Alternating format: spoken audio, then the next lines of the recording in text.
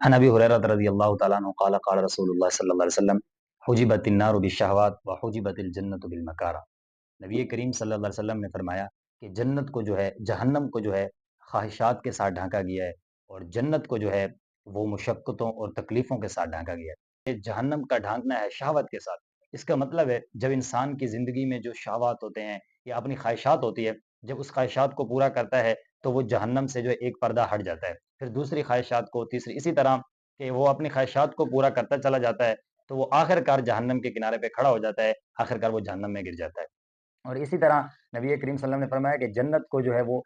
یعنی کہ مشقتوں کے ساتھ ڈھانکا گیا ہے۔ مشقتوں کا کیا مطلب؟ یعنی کہ انسان کی زندگی میں جتنی بھی تکلیف ہے اس کے اوپر صبر کیا تو وہ ایک پردہ ہٹ جاتا ہے، دوسری تکلیف پہ صبر کیا دوسرا پردہ ہٹ جاتا ہے۔ اسی طرح نماز کا پڑھنا ہے، روزے کو رکھنا ہے، زکوٰۃ ہے، حج ہے، جو بھی چیزیں ہیں دین کی تمام معاملات میں اسی طرح جو ہے ان کے اوپر صبر کرنا یا ان کو پورا کرنا، تو وہ پھر جنت کے جو راستوں میں سے جو راستہ ہے ان میں سے ایک پردہ ہٹ جاتا ہے، تو آخر کار انسان کے لیے یہ سعادت اسے نصیب ہوتی ہے کہ وہ جنت کے دروازے پر چلا جاتا ہے، جبکہ آخر میں وہ جنت میں داخل ہو جاتا ہے۔